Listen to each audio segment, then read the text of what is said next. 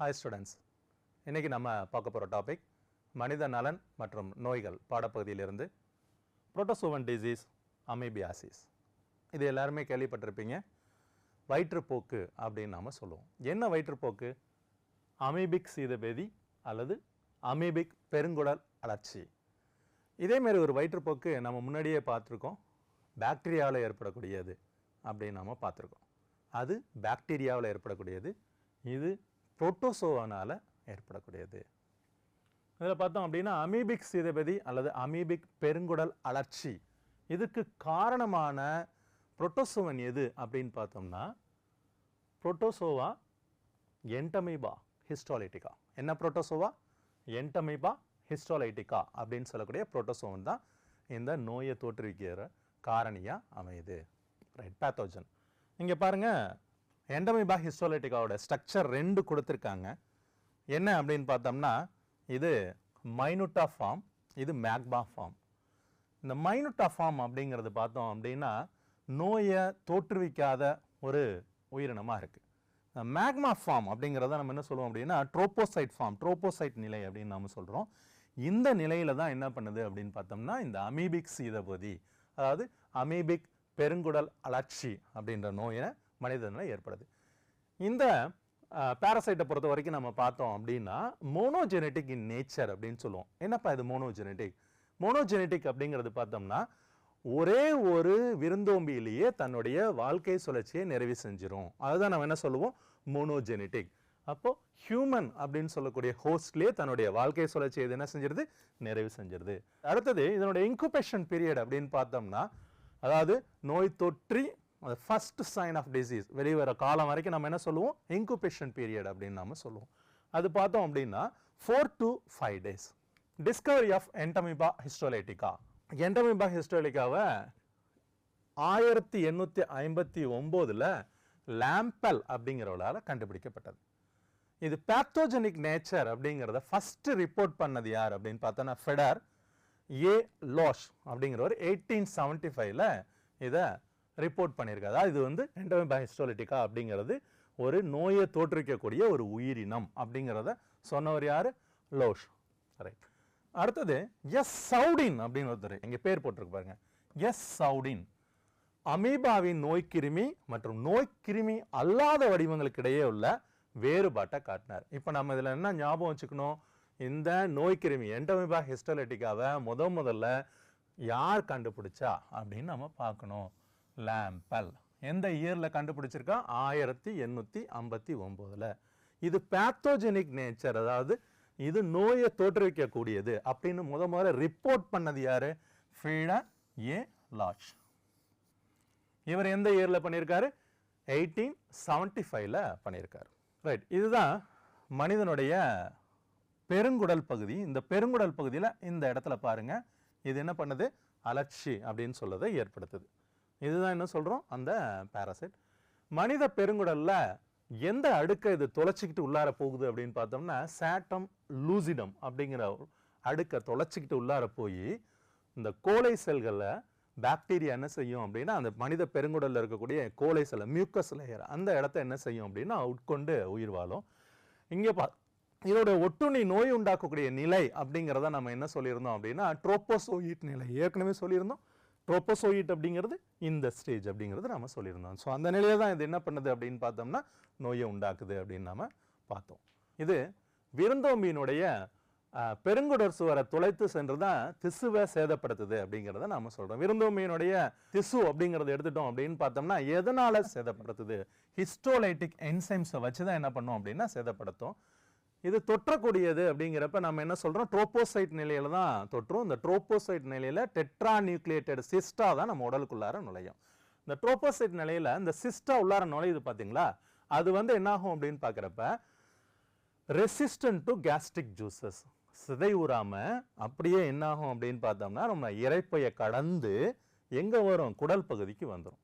அப்படி இரைப்பையை கடந்து குடல் பகுதிக்கு வரப்ப ட்ரிப்சின் இந்த நொதியினால என்னாகும் அப்படின்னு பார்த்தோம்னா இந்த சிஸ்டனுடைய இந்த அவுட்டர் வால் சிஸ்ட் இது வந்து பிரேக் ஆகி அதோட கண்டென்ட் என்ன ரிலீஸ் ஆகும். அதுக்கப்புறம் தான் என்ன ஆகும் அப்படின்னு பார்த்தோம்னா இந்த சிஸ்ட் ரிலீஸ் ஆனோடனே ஒரு ஆக்டிவ் பாரசைட்டா மனிதனுக்குள்ளார செயல்பட ஆரம்பிக்கும். என்ன ஆக்டிவ் பாரசைட்டா செயல்பட ஆரம்பிக்கிறது? உள்ளார வந்து ஆர்பிசியை, அதாவது மனிதனுடைய ஆர்பிசியை பிடிச்சி சாப்பிட ஆரம்பிச்சிடும். அப்போ ஆர்பிசியை சாப்பிட்டதுன்னா அவங்க என்ன ஆயிடுவாங்க? அனீமிக்கா ஆயிடுவாங்க. அடுத்தது பாருங்க, குடல்ல என்ன ஏற்படும்? புண் ஏற்படும். அடுத்தது பாருங்க, இரத்த கசிவு ஏற்படும். அப்டாமினல் டிஸ்கம்ஃபர்ட் அப்படின்னு சொல்லக்கூடிய அப்டாமினல் பெயின், வயிற்று உபாதை, வயிற்று வலி, இது ரெண்டுமே இருக்கும். அதிக கோழையுடன் மலக்கழிவு, இதுதான் அதனுடைய பிரைமரி. அதாவது நம்ம என்ன சொல்லுவோம்?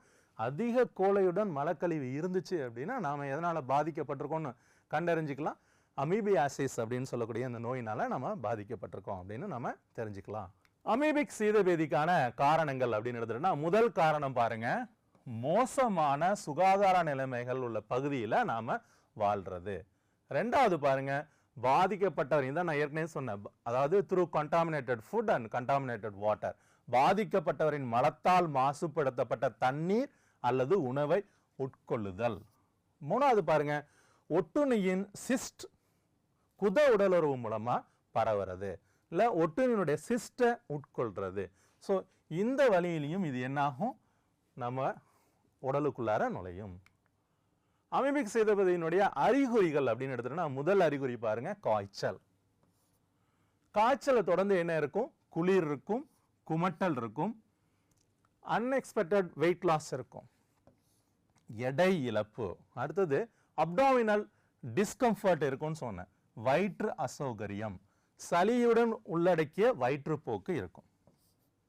ஸ்டூடெண்ட்ஸ், நாம இது வரைக்கும் அமீபியாசிஸ் பாடப்பகுதியிலிருந்து இந்த mode of transmission, mode of infection, இதெல்லாம் நம்ம தெளிவாக பார்த்தோம். இந்த கண்டென்ட் உங்களுக்கு நல்லா தெளிவாக புரிஞ்சிருக்கும்னு நினைக்கிறேன்.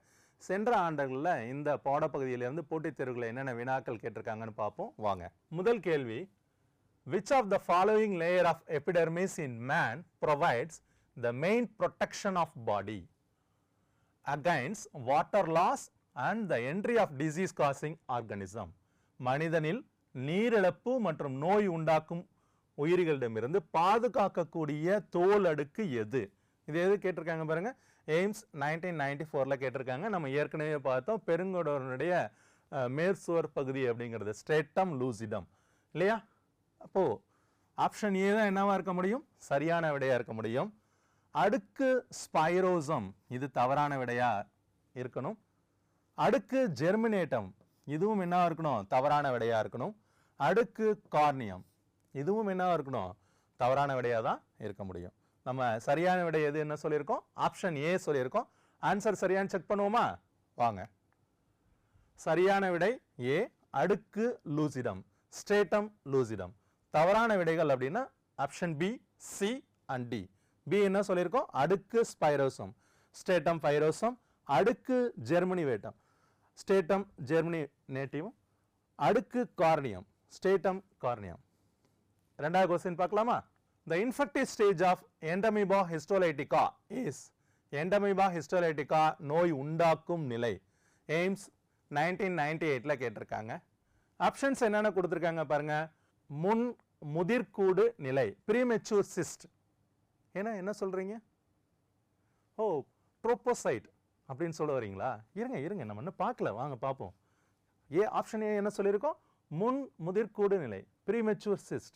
ரெண்டு என்ன பார்த்துருக்கோம் பாருங்க, ஸ்போரோசோயிட் நிலை. மூணு என்ன பாருங்க, ட்ரோபோசோயிட் நிலை. நீங்க சொன்னது சரிதான், இங்க இருக்கு பாருங்க அந்த ஆன்சர், ட்ரோபோசோயிட் நிலை. டி பாருங்க, முதிர்கூட்டு நிலை, மெச்சூர் சிஸ்ட். அப்ப எதெல்லாம் தப்புன்னு பார்த்துருவோமா? ஏ தப்பு, பி தப்பு, டி தப்பு. ஆப்ஷன் சி என்னன்னு சொல்லியிருக்கோம்? நம்ம சரின்னு சொல்லியிருக்கோம். ஆன்சர் சரியான்னு செக் பண்ணுவோமா? வாங்க. சரியான விடை சி, ட்ரோபோசோயிட் நிலை. தவறான விடைகள் ஏ, பி அண்ட் டி. ஏ என்ன சொல்லியிருக்கோம்? முன் முதிர்கூடு நிலை, ப்ரீமெச்சூர் சிஸ்ட். பி ஸ்போரோசோயிட் நிலை, ஸ்போரோசோயிட். டி முதிர்கூடு நிலை, மெச்சூர் சிஸ்ட். இது மூன்றும் தவறான விடைகள். அடுத்த क्वेश्चन போலாமா? which one is correct? கீழ்காண்பவைகளில் எது சரி? எய்ம்ஸ் 2010ல கேட்டிருக்காங்க. ஆப்ஷன் என்னென்ன கொடுத்துருக்காங்க பாருங்க. ஏ, சால்மனெல்லா டைஃபி மற்றும் ஹீமோஃபிலஸ் இன்ஃப்ளூயன்சா ஆகியவை நிமோனியாவிற்கு காரணம். சால்மனல்லா டைஃபி எதுக்குப்பா காரணம் சொல்லுங்க பார்ப்போம். ரைட், டைஃபாய்டு காய்ச்சலுக்கு காரணம். அப்போ ஏ ஆன்சர் என்னவா இருக்க முடியும்? தவறாதான் இருக்க முடியும். பி பாருங்க, வைடால் சோதனை மலேரியாவுக்கு உரியது. என்ன சிரிக்கிறீங்க? வைடால் சோதனை எதுக்கு உள்ளது?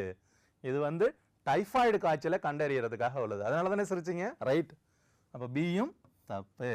சி பாருங்க, அமீபியாசிஸ் நோய்க்கு காரணம் என்டமீபா ஹிஸ்டோலைட்டிகா. இது சரியா? ரைட், சரி.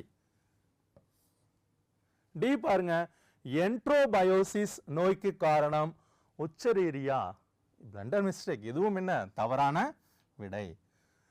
சரியான விடை எதுன்னு நம்ம சொல்லியிருக்கோம்? சி சொல்லியிருக்கோம். அமீபியாசிஸ் நோய்க்கு காரணம் என்டமீபா ஹிஸ்டோலைட்டிகா. ஆன்சர் சரியான்னு செக் பண்ணுவோமா? வாங்க. சரியான விடை சி, அமீபியாசிஸ் நோய்க்கு காரணம் என்டமீபா ஹிஸ்டோலைட்டிகா. தவறான விடைகள் A, B and D. A salmonella typhi மற்றும் ஹீமோஃபிலஸ் இன்ஃப்ளூயன்சா ஆகியவை நிமோனியாவிற்கு காரணம். பி வைடால் சோதனை மலேரியாக்குரியது. டி என்ட்ரோபயோசிஸ் நோய்க்கு காரணம் உச்சரீரியா. ஸ்டூடெண்ட்ஸ், நாம இன்னைக்கு அமீபியாசிஸ் பத்தி டீடைல்டா பார்த்தோம். இந்த கான்செப்ட் உங்க எல்லாருக்கும் நல்லா தெளிவா புரிஞ்சிருக்கும்னு நம்புறேன். மீண்டும் ஒரு கான்செப்ட் வீடியோவில் சந்திப்போம். நன்றி, வணக்கம்.